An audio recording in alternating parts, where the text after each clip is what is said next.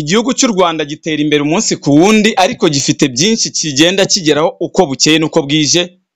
Abantu benshi bafite icyizere cy'uko iyo wakoze neza ugomba guhembwa neza, ari nayo mpamvu mu ngeri zose zitandukanye hirya no hino ku isi abantu benshi bahembwa imishahara itandukanye.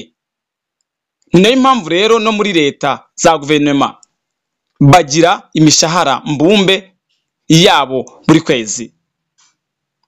Ni ikiganiro inkuge yigenza ngende Alpha Nibigira, iyi ni Alpha TV ni Rwanda, tubahaye ikaze. Dore imishahara mbumbe y'abayobozi bashya ba guverinoma y'u Rwanda. Akazi katangiye ku bayobozi bashya baherutse gushyirwa mu myanya no kuzirahirira. Ni abayobozi bafite akazi gakomeye cyane nk'uko Perezida Kagame yabivuze hari ku wa mbere ubwo yarahizaga guverinoma nshya. Ariko ni akazi gashoboka kuko nta bitangaje birimo byasabwaga. Uwakoze arahembwa. Niyo mpamvu muri Bibiliya bavuga bati udakora ntakarye. Ifunguro ry'abayobozi amategeko y'u Rwanda yarateganyije kugira ngo hato batazasonza bakahuka mu baturage nk'intama bayoboye, nyamara kandi bashinzwe kuzirinda. Ni nayo mpamvu rero icyitwa ruswa n'indonke kizira kikanaziririzwa mu Rwanda rwa Gasabo. Ni igihugu cyiteje imbere mu iterambere ndetse kandi umuturage wacyo agomba kuba ari ku murongo akanyurwa n'ibyo ahabwa n'abayobozi, nabo ubwabo kandi bagahora ku gitutu cyo gutwara neza abaturage bayoboye. N'intama zitashobora kubura mu rwuri cyangwa se ngo zirumange.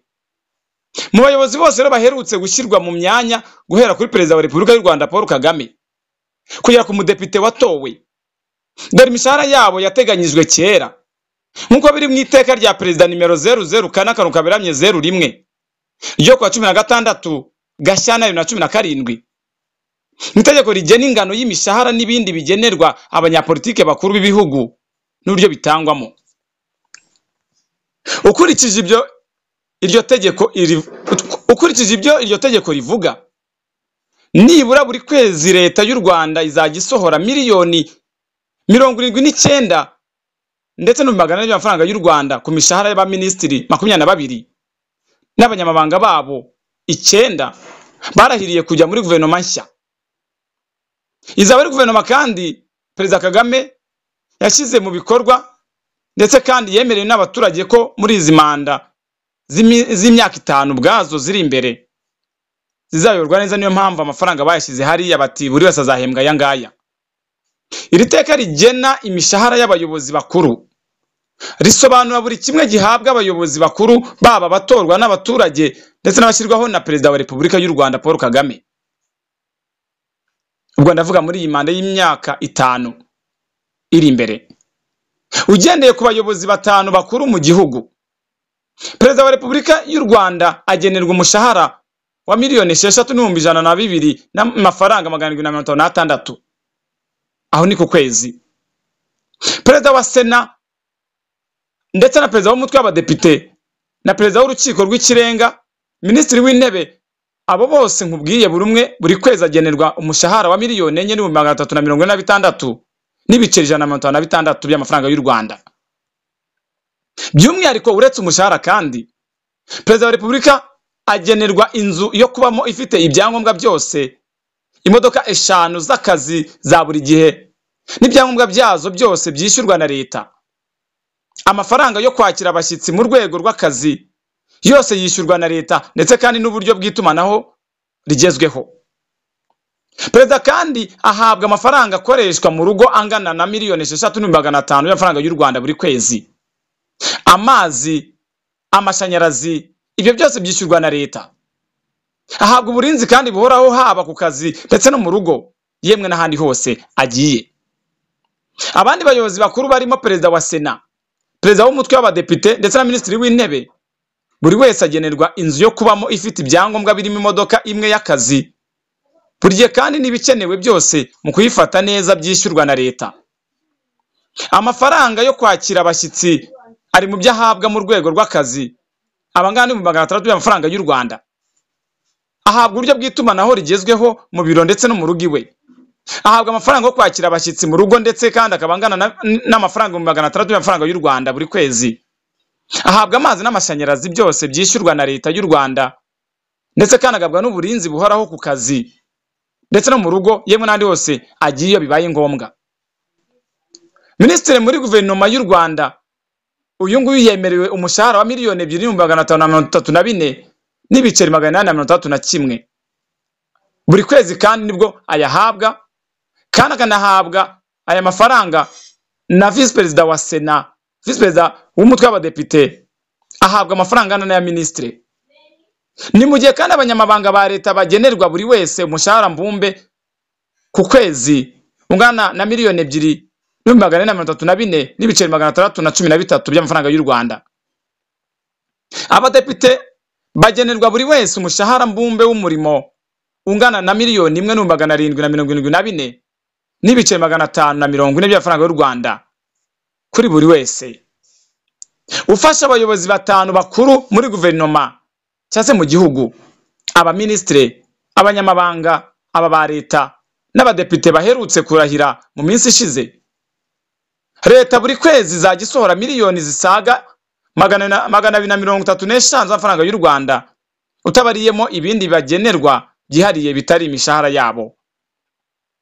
Nguko bavuga ngo ifaranga n'umusema kweri. Niyo mpamvu bitwa abayobozi kandi bagabwa icyubahiro gitinyitse.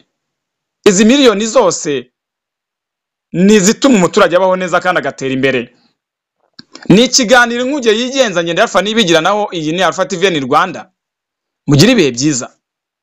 Ukeneye ikibanza cyiza, ukeneye inzu yo guturamo ifite igipangu gifite parcelle na annex z'agatangaza, tugana iwacu mu murenge wa Kigali mu karere ka Nyarugenge mu mujyi wa Kigali mu kagari ka Nyabugogo. Tubafite inzu nziza ifite douche na toilette zirenze imwe mu nzu, ndetse kandi na parcelle yagutse irimo inzu zikodeshwa imbere mu gipangu nziza. Niba wifuza aho gutura heza witegeye ubwiza bwa Nyarugenge n'imisozi ya Gasabo, Kamonyi na Rulindo, bizafasha umuryango wawe kubaho unezerewe cyane. Twitegeye hafi nka Norvège Karama, heza hayobotswe na benshi kuko niho dutuye. Ni amafaranga make cyane, miliyoni 60 gusa z'amanyarwanda, nicyo giciro kihabereye. Erega keza karigura mugenzi wanjye. Duhamagare kuri telefoni igendanwa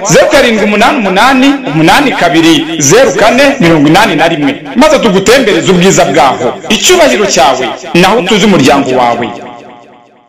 Muraho, nitwa Nigena Josiane, nkaba nkorera company yitwa MU Insurance ishami rya Nyabugogo. Product dutanga harimo motor insurance, harimo fire insurance, general accident insurance, engineering insurance, bama bonds, marine insurance, money insurance, travel insurance, aviation insurance n'izindi. Twabashishikarizaga rero kutugana, dutanga service nziza. Tukaba twari mu imbere ya Beka mu etage y'uwitwa Jacobo, etage ifatanye na station SP. Ikaze rero, ni karibu.